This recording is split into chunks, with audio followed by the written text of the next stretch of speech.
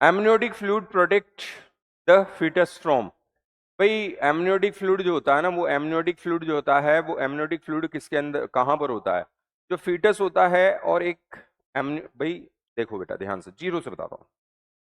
होता क्या है कहानी, थोड़ी सी जगह ज्यादा ले लेते हैं, क्या इसमें चाहोगे तो इसमें भी आ जाएगा, बट थोड़ी सी जगह और ज्यादा ले लेते हैं। ये लीजिए, अगर हम बात करें कि फीटस, तो हमने बना लिया कि ये फीटस है, और ये अगर ये फीटस है, तो इस फीटस के ऊपर जो है जब ट्रोफोब्लास्ट हटेगी तो वो अलग अलग फीटल मेम्ब्रेन बनाएगी। अगर हम बात करें कि ये जो है फीटस है, डेवलपिंग एम्ब्रियो है, अगर हम बात करें इसके बाहर जो है जब ट्रोफोब्लास्ट हटेगी तो अलग अलग फीटल मेम्ब्रेन बनाएगी। कौन कौन सी फीटल मेम्ब्रेन बनाएगी? यॉर्क सैक, ये फीटल मेम्ब्रेन है जो फर्स्ट हीमोपोइटिक ऑर्गन होता है, पहली बार ब्लड फॉर्मेशन का काम करता है।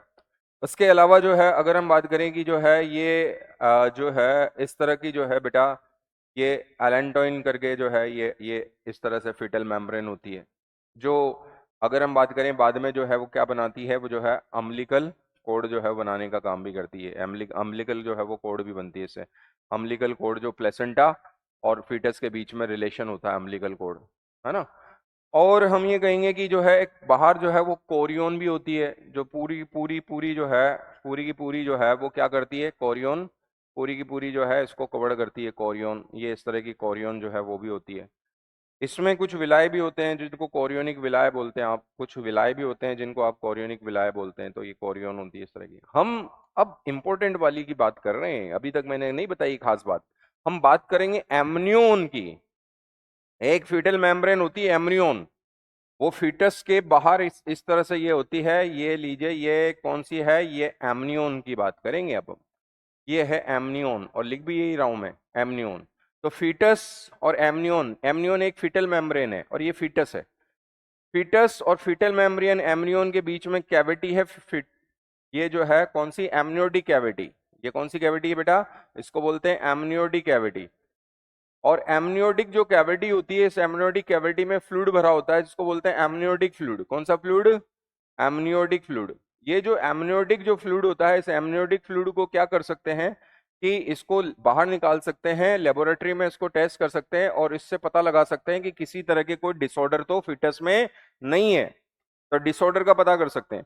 बट कुछ लोग एमनियोटिक फ्लूइड को जो है वो इससे जो है उसका भी पता कर लेते हैं, सेक्स डिटर्मिनेशन भी कर लेते हैं।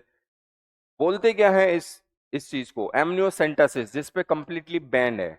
तो ये कहानी है बच्चों। ये सब चीजें आप जानते हो, क्लास में पढ़ते हो, बट यहाँ पर एक बात करें हम कि ये जो एमनियोटिक एमनियोन है, ये एमनियोन क्या करती है? और एमनियोटिक जो कैविटी के अंदर जो फ्लूइड भरा होगा, ये क्या करते होंगे? ये करते होंगे प्यारे बच्चों कि शॉक एब्जॉर्बर, अगर इसको कोई झटका लगेगा तो एमनियोटिक फ्लूइड जो होता है यहाँ पर जो भरा होता है, वो एमनियोटिक फ्लूइड शॉक एब्जॉर्बर का काम करेगा, झटका नहीं लगने देगा। तो ये भी कहानी है। तो एमनियोन बचाती है उसको, ड्राई नहीं होने देती, झटका भी नहीं लगने देती, शॉक भी नहीं लगने देती।